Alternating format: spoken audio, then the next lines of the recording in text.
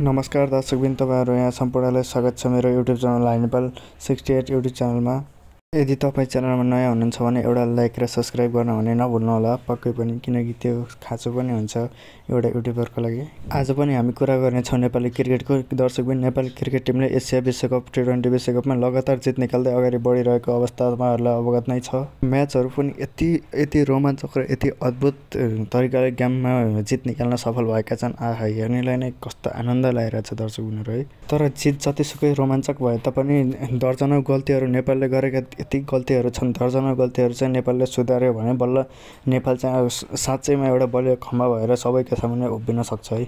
Oman विरुद्ध चाहिँ यस्तो गल्तीहरु गर्ने चाहिँ त्यो छुट छैन है नेपाललाई, किनकि ओमान भनेको चाहिँ निकै चुस्त बलियो टिम हो है। यो भनेको चाहिँ ओमान चाहिँ आज राम्रो खेलेर यदि नेपालले ओमानलाई जित्यो भने चाहिँ विश्वकपको क्वालिफायर भइहाल्छ है। नेपाल चाहिँ त्यसपछि चाहिँ विश्वकप खेल्ने पक्का हुन्छ। त्यही भएर नि ओमानलाई चाहिँ आज चाहिँ जसरी पनि ब्रेक लगाउनै छ, ब्याक गर्नै छ है। कुरा गरौँ ओमानको कुन खेलाडीलाई नेपालले सुरुमै आउट गर्न सक्यो भने चाहिँ गेम आफ्नो पल्टामा पार्न सक्छ। कुनलाई ब्रेक लगायो भने चाहिँ गेम आफ्नो पल्टामा आउँछ। महेन्द्र सिंह उनी छन्, एकदमै राम्रो ब्याटिङ गर्छन् है। उनलाई चाहिँ रोक्न सक्नुपर्छ एक नम्बरमा। त्यस्तै गरी ओमानकै रहेका छन् अर्का विनायक शुक्ला, उनलाई पनि रोक्न ज्यादै जरुरी नै छ। त्यसै गरी अर्कै ब्याट्सम्यान रहेका छन् मोहम्मद नदिम। त्यसै गरी अमित मिर्जा, सुफियान मोहम्मद गरी अन्य लगायत धेरैहरू जस नेपालको भन्दा चाहिँ राम्रै टिम छ। तर नेपाल पनि कम छैन है, कसैभन्दा कम छैन। नेपाललाई जित्न पनि त्यति गाह्रो पनि छैन नेपालले जित्नको लागि। तर हाम्रो चाहिँ बलिङ पनि एक तरिकाले बलिङ र ब्याट्सम्यानको चाहिँ केही 11 त्यो प्लेइङ 11 भित्रमा चाहिँ केही तलमाथि गर्नुपर्ने आवश्यक देखिएको छ। किनभने कति समय भइसक्यो यो पुरै म्याचहरु, यो सिरिजहरु सबैमा कुशल मल्ल चल्न सकेका छन्। उनलाई केही समयको लागि रेस्ट दिँदा चाहिँ उपयुक्त होला जस्तो हामी दर्शक महानुभावहरुलाई लाग्छ त्यो चाहिँ। अनि अर्का रहेका छन् सन्दीप जराले त्यो एउटा मात्रै वेस्ट इन्डिजको विरुद्ध मात्रै अलिकति चल्न सके भने त्यसपछि चाहिँ चलेका छैनन्। लोकेश बमहरु छन्, यिनीहरुलाई पनि ल्याउन सकिन्छ, यिनीहरु पनि बिचरा बसेकै छन्। अनि त्यस्तै गरी बलरमा पनि अनि ल्याउन सकिन्छ। करण केसी खेलेकै छैन, कति भइसक्यो। एक त आजको गेम त्यहीमाथि ओमानको घरेलु मैदानमा हुँदैछ। अब पिच कस्तो छ त्यहाँ सबैलाई थाहा नै छ, तपाईँ हामी अवगत नै छौँ त्यहाँको कडा पिच छ भने त। अब त्यहीमाथि ओमानको घरेलु मैदान भइसकेपछि ओमानले त त्यहीँ प्र्याक्टिस गर्ने पनि ठाउँ भइसकेपछि त ओमानलाई त पक्कै पनि सजिलो हुन्छ।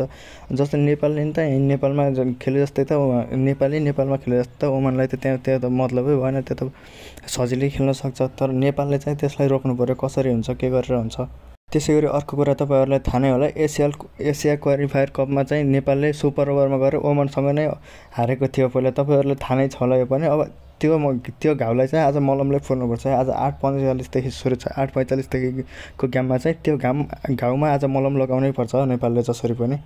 अर्को कुरा रहेको छ नेपालको चाहिँ ब्याटिङ चाहिँ लास्टै नराम्रो नै भएछ। बलिङमा चाहिँ बवालै छैन, बलिङमा चाहिँ खत्रै छ। बलिङमा चाहिँ कुनै कुरामा खोट्लाउने कुरा छैन, तर ब्याटिङ चाहिँ त्यस्तो राम्रो भएन। किनभने कुशल मल्ल चले छैनन्, सन्दीप जोरा राम्रोसँग चले छैनन्। कुनै अब रोहित कुमार पौडेल नि अस्ति मात्रै हो एउटा म्याचमा चलेको, त्यसपछि त्योभन्दा अगाडि पनि रन बल बराबर हुँदै त्यस्तै आउट भइरहेछन्। यो चाहिँ अलिक गल्ती नै हुन्छ, किनकि सुरुमा आउने ब्याट्सम्यानले ओपनिङमा आउने ब्याट्सम्यानले पेले भनेको पछि आउनेलाई सजिलो हुन्छ छक्का चौका हान्न। अनि विकेटै बाँकी नरहिसकेपछि त पछाडि आएर हान्न पनि त गाह्रो हुन्छ नि त। अब विकेट गएर फेरि अल आउट हुने यता डर हुन्छ। अब बल भयो बाँकी ओभर रह्यो भने पनि हान्ने गाह्रो हुन्छ क्या त्यो पछि आउनेलाई चाहिँ। त्यो चाहिँ मैले बुझेअनुसारै। त्यसै गरी यो 2023 को मुख्य गरी 2023 मा चाहिँ नेपाल सुपर ओभरमा हारेको थियो ओमानसँग, जुन अहिले खेल्दैछ, आज राति खेल्दैछ। त्यसमा चाहिँ योमा चाहिँ नेपालले कुनै कम्प्रोमाइज नगरिकन जसरी पनि त्यो घाउमा चाहिँ मलम लगाउनै पनि पर्छ। यो चाहिँ सबैलाई थाहा नै भएको कुरा हो। तर जित्न पनि सक्छ, किनकि हाम्रो ब्याटिङ गतिलो नभए पनि बलिङ चाहिँ बवालै छ है। त्यसै गरी आजको गेम चाहिँ विश्वकपमा छनौट मात्रै नभएर यो प्रतियोगिताको उपाधि जित्नेमा पनि उस छ है। जस्तै आज ओमानलाई नेपालले जित्यो भने त यसै उपाधि पनि जित्ने सम्भावना बढी हुन्छ र क्वालिफायर पनि सिधै भइहाल्यो नै। त्यस्तै गरी नेपालले पनि ओमानलाई नहराएको चाहिँ छैन है। त्यति बेला 2023 मा सुपर ओभरमा गएर नेपाल हारे पनि त्यसपछि चाहिँ फेरि लगातार 2टा गेम भइसक्यो ओमानसँग। 2टै गेम चाहिँ ओमानले हारिसकेको छ है, नेपालबाट चाहिँ हार बेहोरिसकेको छ। अब हेरौँ आजको गेममा के कस्तो हुन्छ। सकेसम्म हामी सबै नेपालीहरूले चाहिँ कामना गरेर बस्छौँ कि नेपालले जितोस् नै भन्ने नै पर्यो।